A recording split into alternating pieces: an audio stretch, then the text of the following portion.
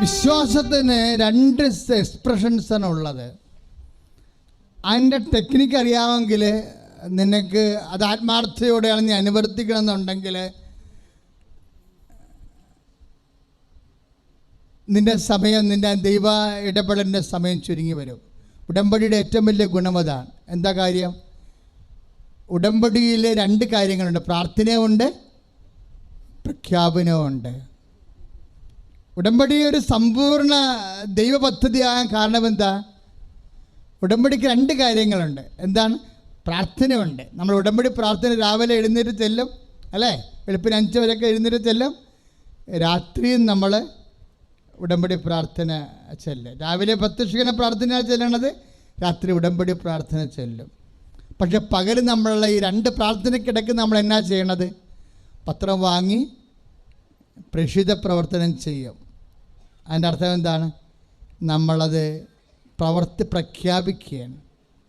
നിൻ്റെ എല്ലാ പ്രേക്ഷിത പ്രവർത്തനങ്ങളും രോഗികളെ കുളിപ്പിക്കുക, വസ്ത്രമില്ലാത്തവർക്ക് വസ്ത്രം നൽകുക, നിൻ്റെ കാരുണ്യ പ്രവൃത്തിയെല്ലാം എന്താണ്? പ്രഖ്യാപനങ്ങളാണ്. എന്തിൻ്റെ പ്രഖ്യാപനങ്ങളാണ്? യേശു കർത്താവാണെന്ന് നീ പ്രഖ്യാപിക്കുക. പ്രാർത്ഥനയും പ്രഖ്യാപനമാണ്. രണ്ട് പ്രാർത്ഥനയ്ക്കിടയ്ക്കാണ് പ്രഖ്യാപനം നടക്കുന്നത്. ഉടമ്പടിയുടെ മാക്സ് അതാണ്. എന്താണ്? രണ്ട് പ്രാർത്ഥന, പ്രത്യക്ഷീകരണ പ്രാർത്ഥന, ഉടമ്പടി പ്രാർത്ഥന. വെളുപ്പിനെ എഴുന്നേറ്റിട്ട് പ്രഭാതത്തിൽ പ്രത്യക്ഷീകരണ പ്രാർത്ഥന, സന്ധ്യയ്ക്ക് ഉറങ്ങാൻ, രാത്രി ഉറങ്ങാൻ നേരത്ത്, അല്ലെങ്കിൽ കുടുംബ പ്രാർത്ഥന കഴിയുമ്പോൾ ഉടമ്പടി പ്രാർത്ഥന. ഈ രണ്ട് പ്രാർത്ഥനയിടയ്ക്ക് നമ്മൾ ചെയ്യുന്നത് എന്താണ്? പ്രഖ്യാപനങ്ങളാണ്. ഇതിന് രണ്ടിൻ്റെ ലക്ഷ്യം എന്താണ്? യേശു കർത്താവാണെന്ന് അക്ഷരം കൊണ്ട് ഏറ്റുപറയുന്നു. നീ കാരുണ്യ പ്രവൃത്തി ചെയ്യുമ്പോഴും നീ പറയാതെ പറയുന്നു യേശു കർത്താവാണ്. എന്താ കാര്യം? കർത്താവിനെ എല്ലാവരും അറിയണം, ഞാൻ അറിഞ്ഞതുപോലെ. അതല്ലേ അതിനെ റീച്ച് ചെയ്യിക്കണത്. ഇപ്പോഴേ കാര്യങ്ങൾ അറിയാൻ പാടില്ലാത്തവർ നമ്മൾ ആത്മീയ തട്ടിപ്പ് നടത്തുകയാണെന്നൊക്കെ പറഞ്ഞ് ഒത്തിരിയേറെ ആക്ഷേപങ്ങൾ വരുന്നുണ്ട്. നിങ്ങളിപ്പോൾ പത്രമൊക്കെ നിങ്ങൾ എന്താ ചെയ്യണത്? യേശു കർത്താവാണ്, യേശു കർത്താവാണെന്ന് അത്തരം കൊണ്ട് ഏറ്റുപറയുകയും ദൈവം അവന് മരിച്ചെന്ന് ഉയർപ്പിച്ചെന്ന് ഹൃദയത്തിൽ വിശ്വസിക്കുകയും ചെയ്യുമ്പോൾ ആ യേശുവിനെയാണ് നമ്മൾ കൈമാറ്റം ചെയ്യേണ്ടത്. നമ്മൾ യേശുവിനെ കൈമാറണത് എങ്ങനെയാണ്? യേശുവിനെ ആശയപരമായിട്ട് കൈമാറ്റം ചെയ്യും, അതുപോലെ തന്നെ യേശുവിനെ ആവിഷ്കാരത്തിൽ കൈമാറ്റം ചെയ്യും. രണ്ട് തരത്തിൽ നമുക്ക് യേശുവിനെ കൈമാറ്റം ചെയ്യാം. ഒന്ന്, ആശയപരമായിട്ട് യേശുവിനെ കൈമാറ്റം ചെയ്യാം, അതിനാണ് അനുഭവ സാക്ഷ്യം കൊടുക്കുന്നത്. രണ്ടാമത്തത് യേശുവിനെ ആവിഷ്കാരത്തിൽ കൈമാറ്റം ചെയ്യാം, അതിനാണ് നമ്മൾ രോഗികളെ കുളിപ്പിക്കണത്, രോഗികളെ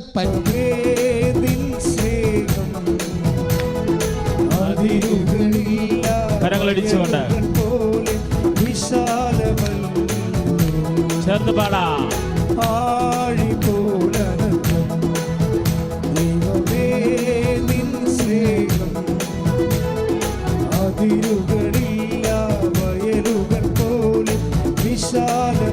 കരങ്ങൾ ഉയർത്തിയടിച്ചുകൊണ്ട്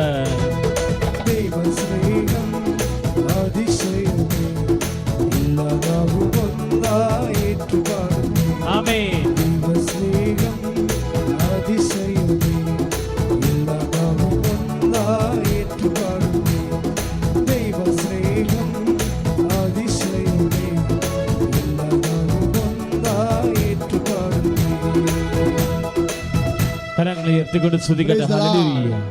അതാണ് റോമ 8:18 പറയണത്. എന്നാ പറയണത്? നമുക്ക് വെളിപ്പെടാനിരിക്കുന്ന പറഞ്ഞേ മഹത്വത്തോടെ തുലനം ചെയ്യുമ്പോൾ ഇന്നത്തെ കഷ്ടതകൾ തുലവും നിസ്സാരമാണ്. അവസാനമായി ഈശോ എന്നെ വെളിപ്പെടുത്തിയത് നമുക്ക് ലഭിക്കാനിരിക്കുന്നത് എന്താണ്? പുതിയ ആകാശവും പുതിയ ഭൂമിയും. പുതിയ ആകാശം പുതിയ ഭൂമിയും ലഭിക്കാനിരിക്കുന്നതാണ്. അത് പറഞ്ഞുകൊണ്ടല്ലേ വെളിപ്പാട് 21:6 അവസാനിക്കണത്. വെളിപ്പാട് 21:6 എന്താണ്?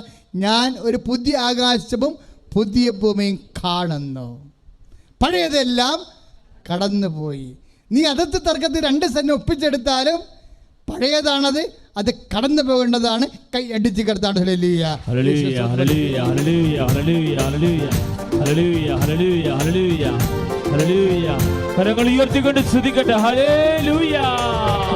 Price the Lord. Praise the Lord. Hallelujah. Hallelujah. പണ്ട് സാവുളിനെ പൗലോസാക്കിയ ഒരു വിശുദ്ധനുണ്ടായിരുന്നു. ആരാണത്? എസ്തപ്പാനോസ്. അദ്ദേഹം ഒരു ഈ പുതിയ ആകാശവും പുതിയ ഭൂമിയും കണ്ട ആളാണ്.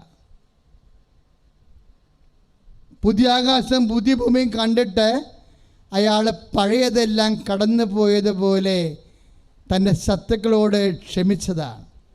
സ്റ്റീഫനെ കല്ലെറിയുമ്പോൾ സാവുൾ സാക്ഷിയാണ് അവിടെ. അവൻ്റെ വാക്ക് സാവുൾ കേട്ടതാണ്. എന്താണ്? അപ്പാ, എന്നെ കല്ലെറിയുന്നവരോട് നീ ക്ഷമിക്കണമേ. കാര്യം അവർ ചെയ്യുന്ന കാര്യങ്ങൾ അവർക്ക് അറിയില്ല. അതാണ് പഴയതെന്ന് പറയണത്.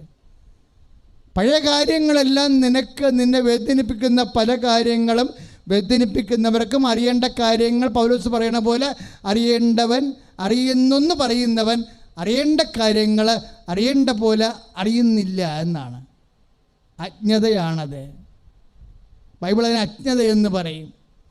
അജ്ഞതയുടെ കാലഘട്ടത്തെ ദൈവം കണക്കിലെടുക്കാത്തതാണ്. ദൈവം അതിനെ കണക്കാക്കുന്നില്ല. ദൈവം കണക്കാക്കുന്ന കാര്യങ്ങളുണ്ട്, ദൈവം കണക്കാക്കാത്ത കാര്യങ്ങളുണ്ട്. നടപടി 17:30 പറയുന്നു, അജ്ഞതയുടെ കാലഘട്ടത്തെ ദൈവം കണക്കാക്കുന്നില്ല. ദൈവം കണക്കാക്കാത്ത കാര്യങ്ങൾ ക്രിസ്ത്യാനി നീ എന്തിന് കണക്കാക്കണം? അതുകൊണ്ട് നീ തീരുമാനമെടുക്കണം. കർത്താവ് കണക്കാക്കാത്ത കാര്യങ്ങൾ, അജ്ഞാനത്തിൽ നിന്ന് വരുന്ന എല്ലാ കാര്യങ്ങളും ഞാനും കണക്കാക്കത്തില്ല. ഞാൻ കണക്കാക്കുന്നൊരു കാര്യമുണ്ട്. എന്താണത്? എൻ്റെ പിമ്പിലുള്ളവർ ഉപേക്ഷിച്ചുകൊണ്ട് മുമ്പിലുള്ളവന് വേണ്ടി ഞാൻ ഓടിക്കൊണ്ടിരിക്കുകയാണ്. അവിടെ എന്താണ്? അത് സ്റ്റീഫൻ കണ്ട കാഴ്ചയാണ്. പുതിയ ആകാശവും പുതിയ ഭൂമിയും. അതുകൊണ്ടാണ് അത് കരഗതമാക്കാൻ വേണ്ടിയാണ് സ്റ്റീഫൻ തൻ്റെ ശത്രുക്കൾക്ക് വേണ്ടി ക്ഷമയോടെ പ്രാർത്ഥിച്ചത്. അത് കണ്ട സാവൂളാണ് പൗലോസായി മാറിയത്. അതാണ് ക്രിസ്ത്യാനി. എന്നെയും നിന്നെയും കൊണ്ട് ലോകത്തിൽ ദൈവം ആഗ്രഹിക്കുന്നത്. കൈയടിച്ച് കർത്താവ് ഹല്ലേലൂയ. Hallelujah hallelujah hallelujah. കരങ്ങൾ ഉയർത്തിക്കൊണ്ട് സ്തുതിക്കട്ടെ. Hallelujah hallelujah hallelujah hallelujah hallelujah. യേശുവേ യേശുവേ യേശുവേ യേശുവേ. പൗലോസാക്കിയ പരിശുദ്ധാത്മാവേ, സ്ത്രീഹന്മാരെ ബലപ്പെടുത്തിയ പരിശുദ്ധാത്മാവേ, ആമേൻ. സാവൂളിനെ പൗലോസാക്കിയ പരിശുദ്ധാത്മാവേ, സ്ത്രീഹന്മാരെ ബലപ്പെടുത്തിയ പരിശുദ്ധാത്മാവേ, രക്തസാക്ഷിയിൽ ശക്തിയേകിയ പരിശുദ്ധാത്മാവേ, രക്തസാക്ഷിയിൽ ശക്തിയേകിയ പരിശുദ്ധാത്മാവേ, എന്റെ ഉള്ളിൽ നിറഞ്ഞു കവിയും പരിശുദ്ധാത്മാവേ, ആമേൻ. പരിശുദ്ധാത്മാവേ, കരങ്ങൾ ഉയർത്തിയടിച്ചുകൊണ്ട് വരദാനങ്ങൾ അഭിഷേകം കൊണ്ട് എന്നെ നിറയ്ക്കണമേ. ആമേൻ. പരിശുദ്ധാത്മാവേ, പരിശുദ്ധാത്മാവേ, ലോകത്തിന്മേൽ വിജയം നേടാൻ ധീരതയേകണമേ. പരിശുദ്ധാത്മാവേ, പരിശുദ്ധാത്മാവേ, വരദാനത്തിൻ അഭിഷേകം കൊണ്ട് എന്നെ നിറയ്ക്കണമേ. പരിശുദ്ധാത്മാവേ, പരിശുദ്ധാത്മാവേ, ലോകത്തിന്മേൽ വിജയം നേടാൻ ധീരതയേകണമേ. Praise the Lord. Praise the Lord. അമ്മ മാതാവിനും തിരുക്കുമാരനും 1000 നന്ദി. എൻ്റെ പേര് ഷിൻസി. ഞാൻ തൃശ്ശൂർ അതിരൂപതയിലെ വരടയം ഇടവകയിൽ നിന്നാണ് വരുന്നത്. എൻ്റെ അനിയത്തി ഷോൺസി, എൻ്റെ മകൻ അക്ഷയ്. ഞാൻ ആദ്യമായി ഉടമ്പടി എടുത്തത് 2022 ഒക്ടോബറിലായിരുന്നു. ഉടമ്പടി എടുക്കുമ്പോൾ പ്രത്യേകിച്ച് ആത്മീയമായ വളർച്ച തന്നെ ഉദ്ദേശിച്ചാണ് നമ്മൾ ഉടമ്പടി എടുത്തത്. എനിക്ക് 14 വർഷമായിട്ട് സന്ധിവാതമായിരുന്നു. ആദ്യം കുഴപ്പമൊന്നും ഉണ്ടായിരുന്നില്ല. മാസത്തിൽ 2-3 പ്രാവശ്യം നല്ല വേദന വരും. അപ്പോൾ പിന്നെ അത് നമ്മൾ അങ്ങനെ ഉടമ്പടി എടുത്തതിന് ശേഷം നമ്മൾ ഉടമ്പടി തൈലം ഉപയോഗിക്കുകയും ഉടമ്പടി ഉപ്പിട്ട് കുളിക്കുകയൊക്കെ ചെയ്തു. പ്രാർത്ഥിച്ചതിൻ്റെ ഫലമായിട്ട് ആദ്യം പൂർണ്ണമായി മാറാനൊന്നും ഞാൻ മാതാവിനോട് പ്രാർത്ഥിച്ചില്ല. നമുക്ക് എന്തെങ്കിലും വീഴ്ച വരും, ഉടമ്പടിയിൽ വീഴ്ച വരുമ്പോൾ നമ്മൾ ഓർമ്മപ്പെടുത്തുന്ന വിധത്തിൽ വേദന അങ്ങനെ പ്രാർത്ഥിച്ചിട്ടുണ്ടായിരുന്നുള്ളൂ. പക്ഷേ ഈ 2 മാസമായിട്ട് പൂർണ്ണമായിട്ട് ഒരു വേദനയും എനിക്കിതുവരെ വന്നിട്ടില്ല. അതാണ് 3ാമത്തെ സാക്ഷ്യം. പിന്നെ എൻ്റെ മകൻ അക്ഷയ് ജർമ്മൻ പഠിക്കുകയായിരുന്നു. അപ്പോൾ അവൻ +2 കഴിഞ്ഞപ്പോൾ ITക്ക് വിടാനായിരുന്നു ഞങ്ങളുടെ ഉദ്ദേശം. അപ്പോൾ അവൻ പറഞ്ഞു നഴ്സിംഗ് പഠിച്ചാലോ. അപ്പോൾ ശരി, അപ്പോൾ നാട്ടിൽ കിട്ടില്ല, ബാംഗ്ലൂർ നോക്കിയപ്പോൾ ലക്ഷങ്ങൾ വേണം, അതിനുള്ള സാമ്പത്തിക സ്ഥിതി ഇല്ലാത്തത് കൊണ്ട് എൻ്റെ അനിയത്തി പറഞ്ഞു നമുക്ക് ജർമ്മൻ നോക്കാം. അങ്ങനെ നമുക്ക് അതിനെക്കുറിച്ച് വലിയ ഐഡിയ ഒന്നുമില്ല. അപ്പം ഞങ്ങളുടെ തന്നെ അടുത്ത് തന്ന ഒരു ഷൈൻസ്റ്റാഡ് സഭ അംഗങ്ങൾ ജീവാലയ ബോയ്സ് ഹോം നടത്തുന്നുണ്ട്, അവരെന്നെ ഞങ്ങളുടെ അവിടെ ജർമ്മൻ പഠിപ്പിക്കുന്നുണ്ട്. അപ്പം അച്ഛൻ പറഞ്ഞു നമുക്കൊന്ന് നോക്കാം എന്ന് പറഞ്ഞു. അങ്ങനെയാണ് ഇവിടെ വിട്ടത്. ഇവൻ B1 വരെ എല്ലാം പാസ്സായി. B2 പരീക്ഷയായപ്പോൾ അവിടെ തന്നെ എക്സാം സെൻറ്റർ ഉണ്ടായിരുന്നു, പക്ഷേ എന്തോ ഇഷ്യൂവിൽ അത് എക്സാം സെൻറ്റർ താൽക്കാലികമായി നിർത്തി. അപ്പോൾ നമുക്ക് B2 കഴിഞ്ഞപ്പോൾ പിന്നെ അവൻ കൊല്ലത്തേക്ക് പ്രിപ്പറേഷനൊക്കെ പോയി കഴിഞ്ഞിട്ട് അപ്പോൾ അവിടെ പഠിക്കുമ്പോൾ ഇവൻ്റെ ബാച്ചിലെ 3 കുട്ടികളും അവരുടെ കൂടെ അവിടെ പഠിച്ചിരുന്നു. അപ്പോൾ ഒരു കുട്ടിയുടെ അമ്മ, ഞാൻ വർക്ക് ചെയ്യുന്നത് സ്റ്റാഫ് നേഴ്സാണ്, അമലയിൽ വർക്ക് ചെയ്യാണ്. അപ്പോൾ അവൻ്റെ അമ്മ പറയും അക്ഷയ് നന്നായി പഠിക്കുന്നുണ്ടെന്ന് പറഞ്ഞു കേട്ടോ. അപ്പോൾ നമുക്ക് പരീക്ഷ എഴുതി അങ്ങനെ. അപ്പോൾ ഇവരുടെ കൂടെ പഠിച്ച 2 പേരും ഓരോ മൊഡ്യൂൾ വെച്ചെല്ലാം കിട്ടി, ഇവനൊന്നും കിട്ടിയില്ല. അപ്പോൾ ഇവൻ്റെ മാഷ് പറഞ്ഞു നീ വേഗം ഒന്നും കൂടി തന്നെ എടുത്ത് എഴുതിക്കോ, നിനക്ക് കിട്ടും എന്ന് പറഞ്ഞു. അപ്പോൾ 2ാമതും ഡേറ്റ് എടുത്തു, 2ാമതും ഒന്നും കിട്ടിയില്ല, എല്ലാ മൊഡ്യൂളും 1/2 മാർക്കിന് തോറ്റുപോയി.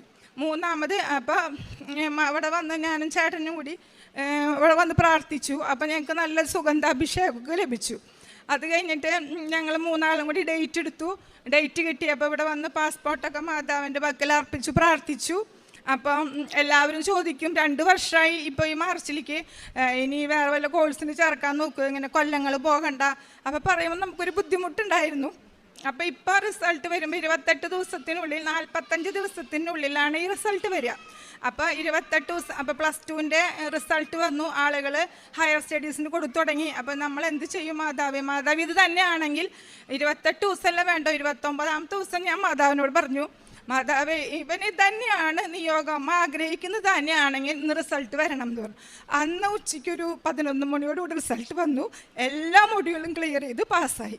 അപ്പോൾ ഇനി സെപ്റ്റംബറിൽ ഇൻടേക്കിൽ മാതാവ് പോകാൻ പറ്റുന്നത് തന്നെയാണ് ഞങ്ങളുടെ വിശ്വാസം. മാതാവ് ഞങ്ങളെ തന്നെ സഹായിക്കും. പിന്നെ ഇതെൻ്റെ അനിയത്തിയാണ്. അനിയത്തി ഒരു 2016 കാലഘട്ടത്തിൽ ഒരു 4 ലക്ഷം രൂപ വീട് പണിക്കായി ലോൺ എടുത്തിട്ട് ഹസ്ബൻഡ് ഒരു സാധാരണ ഈ കെട്ടിടപ്പണിക്കാരനാണ്. ഇപ്പോൾ അടയ്ക്കാനൊന്നും പറ്റിയില്ല. കുറച്ച് കഴിഞ്ഞു ഒരു നോട്ടീസ് വരും, ആ നോട്ടീസ് വരുമ്പോൾ നമ്മൾ കുറച്ച് തുക കൊണ്ടടയ്ക്കും, പിന്നെ ഒരു നോട്ടീസ് വരും. അങ്ങനെ ഒരു 2 ലക്ഷം 3 ലക്ഷം ഒക്കെ അടച്ചിട്ടുണ്ട്. പക്ഷെ പിന്നെ തീരെ അടയ്ക്കാൻ പറ്റാണ്ടായി, അത് 5,70,000 രൂപ വരെ എത്തി. അപ്പോൾ അവർ വന്നു, വില്ലേജിൽ നിന്ന് വന്ന് അളന്നു. അപ്പോൾ പറയുമ്പോൾ നമ്മളെല്ലാവരും മാതാവ് എന്തെങ്കിലും ഒരു വഴി കാണിച്ചു തരണമെങ്കിൽ നന്നായി പ്രാർത്ഥിക്കാറുണ്ട്. അങ്ങനെ 2 മാസം കഴിഞ്ഞു, പിന്നെ അവരൊന്നും അനങ്ങിയില്ല. വീണ്ടും 2 മാസം വീണ്ടും അളന്നു കഴിഞ്ഞപ്പോൾ അവർ പറഞ്ഞു ഇനി ഫെബ്രുവരി ഇതിൽ ജപ്തിയാണ് വരിക എന്ന് പറഞ്ഞു. അപ്പോൾ അവരുടെ വീട്ടിൽ ഞങ്ങൾ അന്ന് പെരുന്നാളെ കൂടിയപ്പോൾ ഇനി വീട്ടിൽ ഞങ്ങൾക്ക് കൂടാൻ പറ്റുമോ മാതാവേ, അതിനുള്ള അനുഗ്രഹം തരണേന്നൊക്കെ ഞങ്ങൾ പ്രാർത്ഥിച്ചായിരുന്നു. അത് കഴിഞ്ഞ് ഈ ജപ്തി നോട്ടീസും കൊണ്ട് ഞങ്ങൾ പള്ളിയിൽ പോയി പ്രാർത്ഥിച്ചു.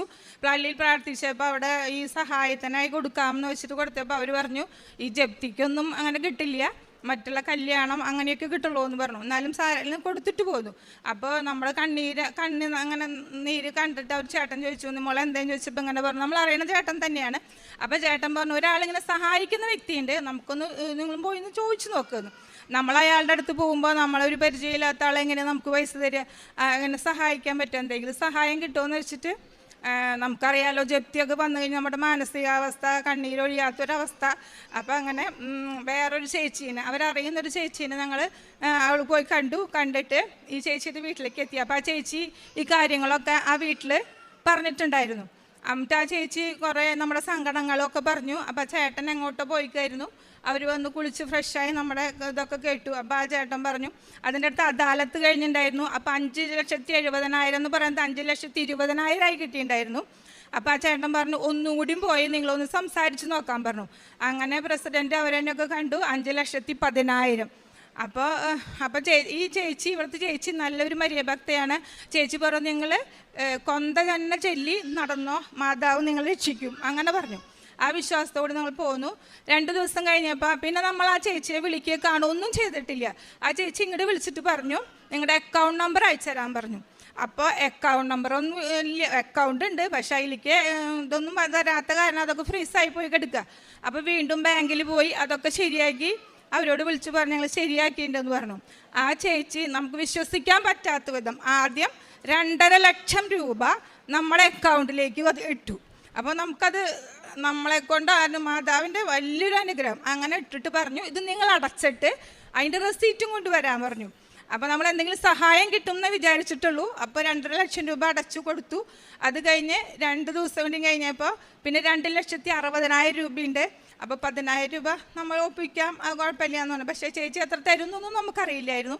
വീണ്ടും നമ്മളെക്കാൾ ഓർമ്മ അവർക്കുണ്ട്. 2,60,000 രൂപ വീണ്ടും അക്കൗണ്ടിലേക്ക് ഇട്ട് തന്ന് 5,10,000 രൂപ അടച്ച് ക്ലോസ് ചെയ്തിട്ട് അത് അവർക്ക് കണ്ട് കാണിച്ചു തന്നു. അപ്പോൾ നമ്മൾ അവരോട് പറഞ്ഞു ഈ ആധാരം നിങ്ങളുടെ വെച്ചോ, ഞങ്ങൾ കുറേശ്ശെ പലിശ ഇല്ലാതെ തന്നാൽ മതിയെന്ന്. പക്ഷേ ആ ചേച്ചി അവരും വേണ്ട മോള് പൊക്കോ എന്നാണ് പറഞ്ഞത്. അപ്പം ഇത്രയും ആരും ഇക്കാലത്ത് ചെയ്യാൻ പറ്റാതെ അത്രയും മാതാവിൻ്റെ ഏറ്റവും വലിയ അനുഗ്രഹമാണ് ഞങ്ങളുടെ കുടുംബത്തിൽ കിട്ടിയത്. അതിന് മാതാവിനും ദിവ്കുമാരനും 1000 നന്ദി പറയുന്നു. പിന്നെ ഞങ്ങൾ പ്രേക്ഷിത പ്രവർത്തനം എന്ന് പറഞ്ഞ പത്രം വിതരണം ചെയ്യും, മേടിച്ചോളുന്ന പത്രം ചിലവർ സ്ഥിരമായിട്ട് ചോദിക്കുന്നവർ അവർക്ക് കൊടുക്കും. പിന്നെ ഞാൻ ജോലി ചെയ്യുന്ന സ്ഥലങ്ങൾ കൊടുക്കും. പിന്നെ ഞാൻ ഒരു കാര്യം നിങ്ങളോട് പറയട്ടെ, നിങ്ങൾ പത്രം മേടിക്കുന്നുണ്ട്, നമ്മൾ ആശുപത്രിയിൽ കൊടുക്കുന്നുണ്ട്. പക്ഷെ നിങ്ങൾ കൊടുത്തിട്ട് പോകരുത്, ദയവ് ചെയ്ത ആളുകളോട് പറയണം. അത് പറഞ്ഞ് മനസ്സിലാകും. കാരണം എന്താ വെച്ചാൽ ഞങ്ങൾ പിന്നെ അവരുടെ അടുത്തേക്ക് പോകുമ്പോൾ ഇവരത് ഉപയോഗിക്കുന്നത് അവരുടെ ലോക്കറിൽ വിരിക്കാൻ, ഭക്ഷണം കഴിക്കാൻ, അങ്ങനെയൊക്കെ ഉപയോഗിക്കുമ്പോൾ നമുക്കത് കാണുമ്പോൾ വളരെ വേദനയാണ്. നിങ്ങൾ കൊടുത്തിട്ട് പോകുമ്പോൾ നമുക്കത് അറിയില്ല അവരെന്താ ചെയ്യണേന്ന്. അപ്പോൾ എല്ലാവരും ഒന്ന് പറഞ്ഞു കൊടുക്കുക. അപ്പോൾ നമ്മൾ അവരോട് പറഞ്ഞു കൊടുക്കാറുണ്ട്, ഇങ്ങനെ ചെയ്യരുത്, ഇത് മാതാവിൻ്റെ നല്ല അനുഗ്രഹങ്ങൾ അതൊക്കെ പറയാറുണ്ട്, അങ്ങനെ ചെയ്യാറുണ്ട്. പിന്നെ കാരുണ്യ പ്രവർത്തികൾ എന്ന് വെച്ചാൽ നമുക്ക് കിട്ടുന്ന സാലറിയുടെ 1% ഞാനും എൻ്റെ ഹസ്ബൻഡ് ഡ്രൈവറാണ്, ആളും വരുമാനം ഒരു ദിവസം എത്ര കിട്ടുന്നു അതിൻ്റെ 0.5 ആ ചെപ്പിലിടും. പിന്നെ അവിടെ ഞങ്ങൾ അമ്മമാരെ നോക്കുന്നൊരു സ്ഥലമുണ്ട് കോളങ്ങാട്ടുകര, അവിടെ പോയി അവരെ കാണാറുണ്ട്. അവർക്ക് ഒരു നേരത്തെ ഭക്ഷണം കൊടുക്കും. അല്ലെങ്കിൽ ഇടയ്ക്ക് ഞങ്ങളെല്ലാവരും കൂടി തന്നെ ഭക്ഷണം ഉണ്ടാക്കിയിട്ട് തൃശ്ശൂർ ഈ വഴിയോരത്ത് കിടക്കുന്ന അമ്മമാർക്കും ഒക്കെ കൊടുക്കാറുണ്ട്. പിന്നെ രോഗികൾക്ക് നമ്മുടെ അനുസരിച്ച് നമ്മുടെ കയ്യിലുള്ള അനുസരിച്ച് ആൾക്കാർക്കൊക്കെ കൊടുക്കാറുണ്ട്. പിന്നെ ഞങ്ങളെല്ലാവരും കൂടിയാണ് രാവിലത്തെ കുടുംബം മുഴുവൻ കൂടിയാണ് രാവിലെ 5:30 പ്രയർ ചെല്ലുന്നതും സായാഹ്ന പ്രാർത്ഥന എത്തിക്കുന്നതും. ഞങ്ങൾ ചേട്ടനും മോനും ഒക്കെ എന്നും പള്ളിയിൽ പോവും.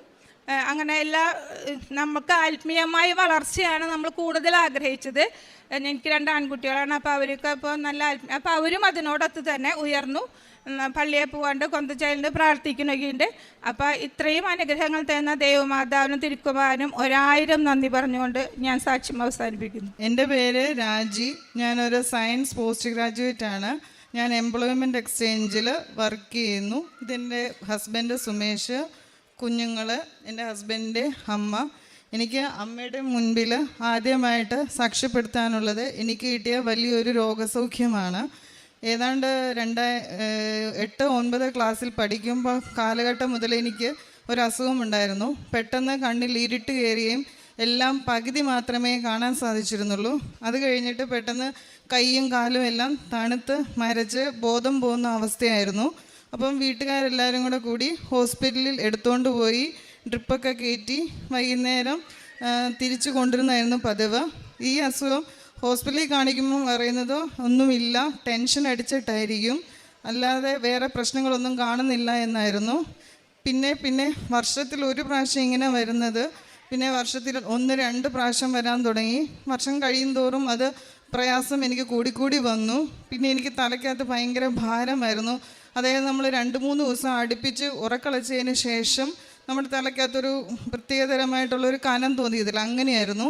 അതായത് കണ്ടിന്യൂസ് ഇങ്ങനെ ആയത് കാരണം എനിക്ക് എൻ്റെ ജോലിയിൽ ശ്രദ്ധിക്കാനോ വീട്ടിലെ കാര്യങ്ങൾ ശ്രദ്ധിക്കാനോ ഒന്നും പറ്റിയില്ല. അപ്പോൾ ഞങ്ങൾ വീണ്ടും ചികിത്സ തുടങ്ങി. കോട്ടയത്തുള്ള പല ഡോക്ടേഴ്സിനെയും കാണിച്ചു. അവരെല്ലാവരും പറയുന്നത് അസുഖമൊന്നും കാണുന്നില്ല. MRI സ്കാൻ വരെ ചെയ്ത് നോക്കി, അതിൻ്റെ അകത്തൊന്നും ഒരു പ്രശ്നവും കാണുന്നില്ല. പിന്നെ എന്തെങ്കിലും ന്യൂറോ സംബന്ധമായ പ്രോബ്ലം ആയിരിക്കുമെന്ന് കരുതി 6 മാസത്തേക്കിന് കണ്ടിന്യൂസ് മരുന്ന് കഴിക്കാനായിട്ട് തന്നു. ഞാൻ 6 മാസം ആ മരുന്ന് കഴിച്ചതിന് ശേഷം എനിക്ക് മാറ്റമൊന്നും ഉണ്ടായില്ല. അങ്ങനെ ഇരിക്കുമ്പോഴാണ് എനിക്ക് കൃപാസനത്തെക്കുറിച്ച് ഞാൻ കേട്ടിട്ടുമില്ല, അറിയത്തുമില്ലായിരുന്നു. എൻ്റെ ഒരു ഫ്രണ്ട് എന്നെ വിളിച്ച് ഞാനിങ്ങനെ ഈ പ്രോബ്ലങ്ങളൊക്കെ പറഞ്ഞപ്പോൾ എന്നോട് പറഞ്ഞു, രാജി, ആലപ്പുഴയിൽ ഒരു പള്ളിയുണ്ട് കൃപാസനം, അവിടെ പോയി പ്രാർത്ഥിക്കാൻ പറയുമായിരുന്നു. പക്ഷേ ഞാനത് അക്രൈസ്തവരാണ് ഞങ്ങൾ, അതുകൊണ്ട് തന്നെ ഞങ്ങൾ അതിൻ്റെ അകത്ത് ഇൻട്രസ്റ്റ് കാണിച്ചില്ല. ഈ കൃപാസനത്തെക്കുറിച്ച് പറയുമ്പോൾ തന്നെ ഞാൻ വിഷയം മാറ്റി വേറെ കാര്യങ്ങൾ പറഞ്ഞ് വിഷയം മാറ്റുമായിരുന്നു. അങ്ങനെ ഒരു ദിവസം വീണ്ടും എനിക്കിങ്ങനെ കണ്ണിൽ ഇരുട്ട് കയറി ഭയങ്കര ബുദ്ധിമുട്ട് വന്നു. അപ്പോൾ കോട്ടയത്ത് വേറെ ഹോസ്പിറ്റൽ ഡോക്ടേഴ്സ് ഇനിയും കാണിക്കാനില്ല. അപ്പം ഞാൻ ഈ ഫ്രണ്ടിനെ തന്നെ എനിക്ക് വിളിക്കേണ്ടി വന്നു, വേറെ ഏതെങ്കിലും പരിചയത്തിൽ ഡോക്ടർ ഉണ്ടോ എന്ന് അറിയാൻ വേണ്ടിയിട്ട്. അപ്പോൾ എനിക്ക് ആ ഫ്രണ്ട് ആദ്യമായിട്ട് റെഫർ ചെയ്ത് തന്ന ഡോക്ടറെ എൻ്റെ അമ്മ മാതാവിനെയായിരുന്നു. അങ്ങനെ ഞങ്ങൾ മനസ്സോടെ ആ ഫ്രണ്ടിൻ്റെ നിർബന്ധത്തിന് വഴങ്ങി ഞാനും ഹസ്ബൻഡും കൂടെ എന്താണ് കൃപാസനം എന്ന് അറിയാൻ വേണ്ടി മാത്രം ഇവിടെ ഒരു ദിവസം വന്നു.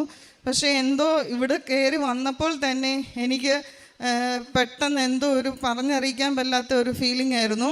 തൊട്ടടുത്ത ദിവസം തന്നെ ഞങ്ങൾ വന്ന്, അന്ന് ഞങ്ങൾ വൈകുന്നേരം ആയപ്പോഴാണ് വന്നത്. അതുകൊണ്ട് തൊട്ടടുത്ത ദിവസം തന്നെ ഞങ്ങൾ വന്ന് 2023 ഏപ്രിൽ 2-ാം തീയതി ഞങ്ങൾ ഉടമ്പടി എടുത്തു. ഞങ്ങൾ രാവിലത്തെ പ്രഭാത പ്രാർത്ഥനയും സന്ധ്യാപ്രാർത്ഥനയും വളരെ കറക്റ്റായിട്ട് ചെയ്യുമായിരുന്നെങ്കിലും ബാക്കി ഉടമ്പടി നിബന്ധനകളൊന്നും ചെയ്തിരുന്നില്ല. അക്രൈസ്തവരായതുകൊണ്ട് തന്നെ പള്ളിയിൽ പോകുന്നതും മറ്റും പുറത്തിറങ്ങിയാൽ പ്രശ്നമാവുമല്ലോ എന്ന് കരുതി ഞങ്ങൾ ഈ പ്രാർത്ഥന മാത്രമാണ് ചൊല്ലിക്കൊണ്ടിരുന്നത്. പക്ഷേ എങ്കിൽ പ്രാർത്ഥന കറക്റ്റായിട്ട് ചെല്ലുമായിരുന്നു. അതിൻ്റെ ഫലമായിട്ട് എൻ്റെ അമ്മ മാതാവിനോടും എൻ്റെ ഉണ്ണിയേശുവോടും എനിക്ക് എന്തെന്നില്ലാത്ത ഭയങ്കര അടുപ്പവും സ്നേഹവും ഒക്കെ തുടങ്ങി. 2-3 പ്രാവശ്യം മാസം കഴിഞ്ഞതിന് ശേഷമാണ് ഞാൻ മനസ്സിലാക്കിയത് എൻ്റെ ഈ പ്രയാസവും അസുഖവും കണ്ണിലിരിട്ട് കയറുന്ന അസുഖം എനിക്ക് ഈ 2-3 മാസമായിട്ട് വന്നിട്ടില്ലല്ലോ എന്ന് തന്നെ ഞാൻ ഓർത്തത്. അപ്പോൾ ആണ് എനിക്ക് മനസ്സിലായത് നമ്മൾ ഉടമ്പടി നിബന്ധനകളൊന്നും പാലിച്ചില്ല എങ്കിലും ബഹുമാനപ്പെട്ട ജോസഫ് അച്ഛൻ പറയുന്ന പോലെ ഇൻസെൻറ്റീവായിട്ട് എനിക്കൊരു അനുഗ്രഹം തന്നതാണെന്ന്. അങ്ങനെ അതിന് ശേഷം ആ ഉടമ്പടി എടുത്തതിന് ശേഷം എനിക്ക് ഇന്നേ വരെ 2023 ഏപ്രിൽ 2-ന് ശേഷം എനിക്ക് ഇന്നേ വരെ ആ ഒരു അസുഖം പിന്നീട് വന്നിട്ടില്ല. അതിന് എൻ്റെ അമ്മ മാതാവിനും ഉണ്ണിയേശോയ്ക്കും കോടാനുകോടി നന്ദി അർപ്പിക്കുന്നു. പിന്നെ ഞാൻ അടുത്ത ഒരു നിയോഗം വെച്ചിരുന്നത് ഞങ്ങൾക്ക് 2ാമതൊരു കുഞ്ഞിനെ തരണമെന്നായിരുന്നു. 2018 മുതൽ ഞങ്ങൾ അതിനുവേണ്ടി ശ്രമിച്ചിരുന്നു. 2 പ്രാവശ്യം പ്രഗ്നൻ്റ് ആകുകയും ചെയ്തു.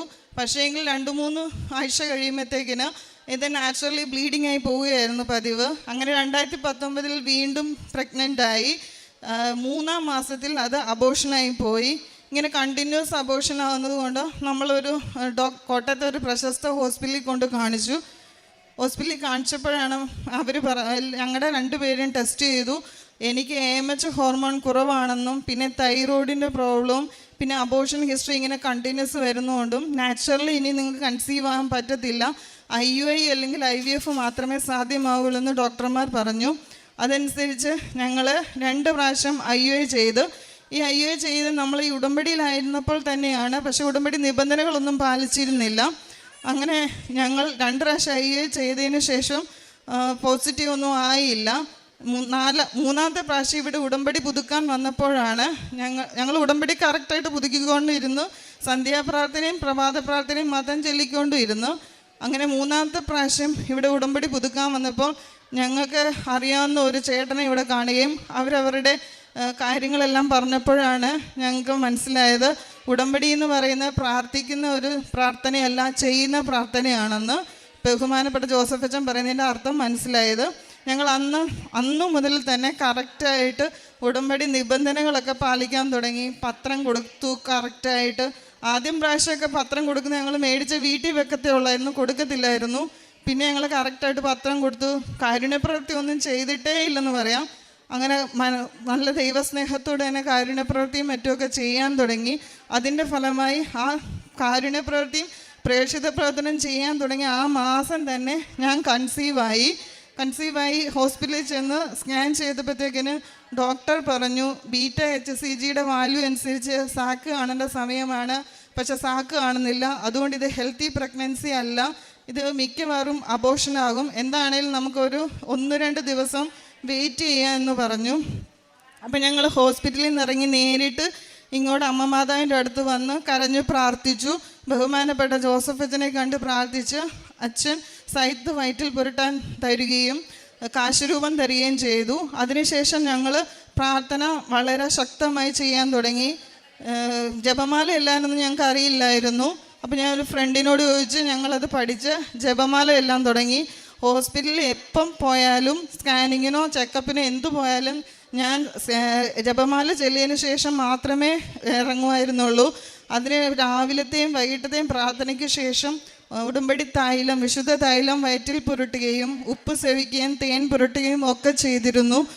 എനിക്ക് 3-ാം മാസം ആയപ്പോഴത്തേന് ഇൻഫ്ലുവൻസ വന്നു. ഭയങ്കര പനിയും ചുമയുമായിട്ട് ഹോസ്പിറ്റലിൽ അഡ്മിറ്റായി.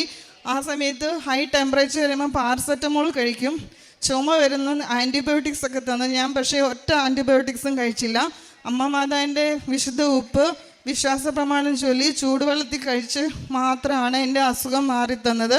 അങ്ങനെ എൻ്റെ ഡെലിവറി 2025 ജനുവരി 10-ന് അമ്മ മാതാവ് ആരോഗ്യമുള്ള ഒരു പെൺകുഞ്ഞിനെ തന്നു. അതുവരെ ഒരു സ്കാനിങ്ങിൽ പോലും ഒരു ചെറിയ പ്രശ്നം പോലും ഇന്നേ വരെ പറഞ്ഞിട്ടില്ല. അങ്ങനെ അമ്മ മാതാവ് ഒരു പെൺകുഞ്ഞിനെ തന്ന് അനുഗ്രഹിച്ചു. ഞാൻ കൺസീവായ 2024 മെയ് മാസത്തിൽ തന്നെ ഞങ്ങൾക്കറിയായിരുന്നു ഇത് ഞങ്ങളുടെ ഒരു മെറിറ്റ് കൊണ്ടുമല്ല, അമ്മ മാതാവ് തന്ന കുഞ്ഞാണ്. അതുകൊണ്ട് ഞങ്ങളുടെ ആഗ്രഹം പോലെ ഒരു പെൺകുഞ്ഞിനെ തന്നെ അമ്മ മാതാവ് തരികയുള്ളൂ എന്ന് ഞങ്ങൾക്ക് അറിയാമായിരുന്നു. അതുകൊണ്ട് തന്നെ ഞങ്ങൾ അന്ന് തന്നെ തീരുമാനിച്ചു അമ്മ മാതാവ് ഇരുന്ന കുഞ്ഞിന് എല്ലാവരും അമ്മ മാതാവ് തന്നെന്ന് അറിയിക്കാൻ വേണ്ടി തന്നെ മരിയപ്രിയ എന്ന് പേരിടാമെന്ന്. പിന്നെ മരിയപ്രിയ എന്ന് പേരിട്ടതിൻ്റെ പിറയിൽ മറ്റൊരു കാര്യം കൂടെ ഉണ്ട്. ഞങ്ങൾ അക്രൈസ്തരായതുകൊണ്ട് തന്നെ എന്തുകൊണ്ടാണ് കുഞ്ഞിന് മരിയപ്രിയ എന്ന് പേരിട്ടെന്ന് എല്ലാവരും ചോദിക്കും. അപ്പോൾ എനിക്ക് എല്ലാവരോടും അഭിമാനത്തോടെ പറയാൻ വേണ്ടി മരിയപ്രിയ അമ്മ മാതാവ് തന്ന കുഞ്ഞാണ്, അമ്മയുടെ നാമം മഹത്വപ്പെടുത്തട്ടെ. പിന്നെ ഇവിടെ സാക്ഷ്യപ്പെടുത്താൻ പറ്റാത്ത വേറെ കുറേ കാര്യങ്ങൾ സമയപരിധി മൂലം പറയാൻ പറ്റുന്നില്ല. വലുതും ചെറുതുമായ ഒത്തിരി അനുഗ്രഹങ്ങൾ അമ്മ മാതാവ് എനിക്കും എൻ്റെ കുടുംബത്തിനും തന്നിട്ടുണ്ട്. എല്ലാത്തിനും എൻ്റെ അമ്മ മാതാവിനും ഈശോയ്ക്കും കോടാനുകോടി നന്ദി പറയുന്നു. പ്രേക്ഷിത പ്രവർത്തനമായിട്ട് ചെയ്ത് ഞങ്ങൾ പത്രം ആദ്യം മെഡിക്കൽ കോളേജ് ഹോസ്പിറ്റലിലായിരുന്നു കൊണ്ട് കൊടുത്തുകൊണ്ടിരുന്നത്. അപ്പോൾ അവിടെ പത്രം ഇങ്ങനെ ചുമ്മാ എല്ലാവരും കയ്യിലും വെറുതെ വേസ്റ്റായിട്ട് ഇങ്ങനെ ഇടുന്ന കണ്ടുകൊണ്ട് പിന്നെ ഞങ്ങൾ പിന്നെ ബസ് സ്റ്റാൻഡിലും അല്ലെങ്കിൽ വഴിയെ നടന്നു പോയി കുറേ ദൂരം നടന്ന് ആർക്കെങ്കിലുമൊക്കെ കൊടുക്കുകയായിരുന്നു പതിവ്. കാരുണ്യപ്രവൃത്തിയായിട്ട് ചെയ്തത് ഞങ്ങൾ കാരുണ്യപ്രവൃത്തി ഇതിനു മുന്നേ ചെയ്തിട്ടേ ഇല്ലായിരുന്നു. ഉടമ്പടി എടുത്തതിന് ശേഷമാണ് അതിൻ്റെയൊക്കെ ഒരു മഹത്വം മനസ്സിലാക്കിയതിനെ. ഞങ്ങൾ നവജീവനിൽ എല്ലാ മാസവും അല്ലെങ്കിൽ പൊതിയുണ്ടാക്കി കൊടുക്കും, അല്ലെങ്കിൽ നവജീവനിൽ നമ്മളെക്കൊണ്ട് പറ്റുന്ന പോലെ എന്തെങ്കിലും എല്ലാ മാസവും വസ്ത്രമായിട്ടും അരി അങ്ങനെ എന്തെങ്കിലുമൊക്കെ കൊടുക്കുകയാണ് പതിവ്.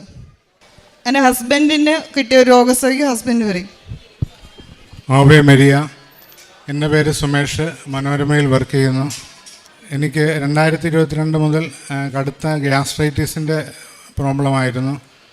മരുന്ന് കഴിക്കുമ്പോൾ കുറയും, പിന്നെയും ഇത് കണ്ടിന്യൂസ് ആയിട്ട് വന്നുകൊണ്ടിരുന്നു. അവസാനം ഡോക്ടർ പറഞ്ഞു എൻഡോസ്കോപ്പി ചെയ്ത് നോക്കാമെന്ന് പറഞ്ഞു. അങ്ങനെ എൻഡോസ്കോപ്പിയിൽ അന്നനാളത്തിലും ആമാശയത്തിലും തൊലി പോകുന്ന ക്രോണിക് ഗ്യാസ്ട്രൈറ്റിസ് ആണെന്ന് പറഞ്ഞു. പിന്നെയും മരുന്ന് കഴിച്ചുകൊണ്ടേയിരുന്നു. പക്ഷേ ഒരു തരത്തിലും ഒരു കുറവുണ്ടായില്ല. അടിവയറ്റിൽ വീർത്തിരിക്കുന്ന പോലെയൊക്കെ തോന്നിക്കൊണ്ടിരുന്നു. അവസാനം വൈഫ് പറഞ്ഞു നമുക്ക് ഉടമ്പടിയിൽ ഒരു നിയോഗമായി രോഗശാന്തിക്കായിട്ട് സൗഖ്യത്തിനായിട്ട് ഈ നിയോഗം വെക്കാമെന്ന്. അങ്ങനെ ഇവിടുത്തെ ഉപ്പും തേനും കഴിച്ചതിൻ്റെ ഫലമായും രാവിലെയും വൈകിട്ടും ജപമാല ചൊല്ലിയതിൻ്റെയും ഫലമായിട്ടും എനിക്ക് രോഗശാന്തി ഉണ്ടായി. ഇപ്പോൾ രോഗം പൂർണ്ണമായി ഭേദമായിരിക്കുന്നു. സ്വഭാവത്തിലൊക്കെ മാറ്റം വന്നു. ദൈവത്തോട് കൂടുതൽ എടുക്കുവാനായിട്ട് ഞങ്ങൾ സാധിച്ചു. അമ്മയുടെ നാമം മഹത്വപ്പെടട്ടെ.